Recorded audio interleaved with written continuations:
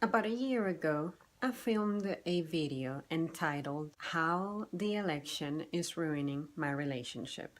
In it, I shared kind of a little anecdote. I'm not sure if I said all the details or whatever, but to sum it all up, thanks to the election, I got into an argument, of course, with someone I love. Stuff just got out of control, and then I realized that something that shouldn't really be affecting our personal lives was actually separating us. Last night, I had an experience that sort of ties into this, and that's why the title of this video is going to be the ways that your loved ones just take you for granted. And that is, I often feel that those who say that they love me and they want the best for me and they're there for me, they're the ones who have hurt me the most and have said the most hurtful things to me.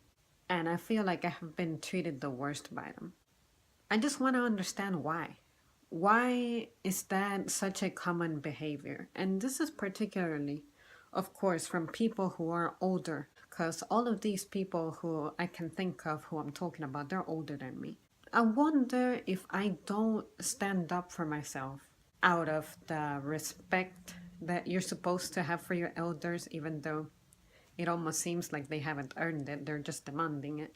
Even those who I interact with, who I'm kind of close to, and we know each other personally, and they may be younger than me, I don't feel like I'm using my power and seniority to just run over them. I just want to understand why those who mutter the words of love towards you have the ability to abuse you so much and mistreat you so much, and then expect for you to tolerate that and be okay with that. And if you try to defend yourself, they try to make you sink even further and feel like you are the one who's wrong. It's your fault. Or you're the one who's being disrespectful, when all you're doing is reacting to their behavior, which is abusive, and you're trying to just stand up for yourself because you're a human with feelings and that stuff is hurting you. I never ever inflict that type of stuff on anybody, because under no circumstance is it okay for someone to be treated that way. Sometimes I want to say that I'm going to start being that way, but it's wrong because that's not how I am as a person. And since I've gone through that, I know how horrible it feels. So even if the person is ugly and deserves it, that's not what I want to do to them. But anyways, I just want to learn the best course of action for when I go through a situation like that. Because last night I pretty much responded with the same level of frustration, because I'm sitting there peacefully, just unwinding from my day, which wasn't difficult because I was off. And then someone just busts into my space, even though the frustration they experience has nothing to do with me. They make it seem like it's my fault, that something is not working for them. And I'm like, we have gone over this already. We have talked about this already. I have shown you the solution. If it still doesn't work for you, I don't know. But for me, when I apply it to myself, it works. Just don't talk to me like that. Your frustration is not my frustration.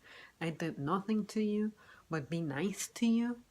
Like, I never wake up in my mornings and be like, you know what? I'm going to be very inconsistent. And the person who I claim to love very dearly, I'm going to treat them like crap, because I know that no matter what, we are bound to be together, either through a family tie or a marital tie, whatever. And therefore this person is not going anywhere, so they're going to swallow me whole as I am. It's just wrong.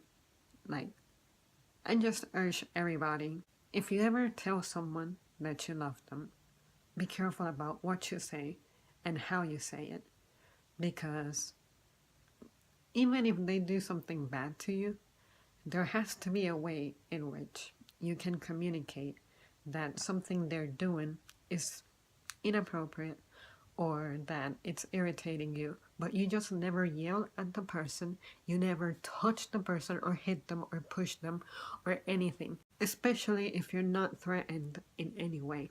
Don't be like me. I tolerate that because I'm just afraid in the name of peace. I don't want to hurt them like they hurt me, but it's not right.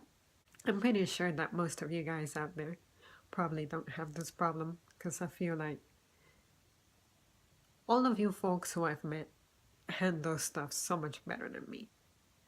And thanks to you, I've actually been getting these impulses to, be stronger and stand up for myself. But I'm not quite there yet.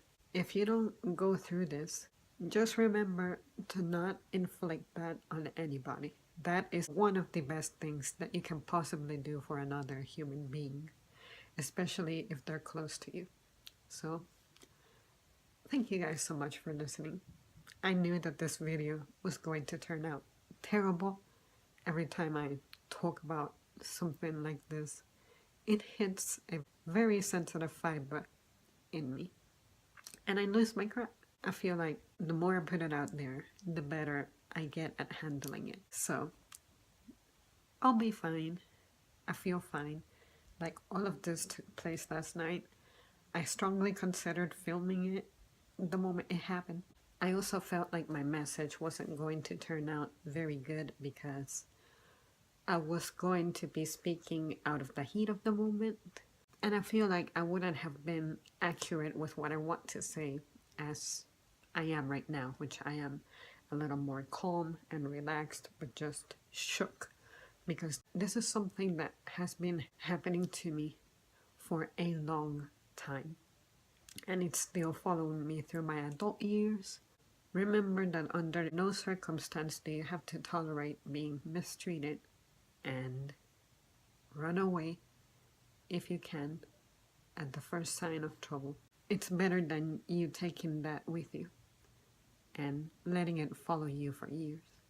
And yeah, if it's family, remember they're still people and they may be toxic. If it's them, leave them too. You're not bound to anybody. Just remember that. Alright guys, I'll see you soon.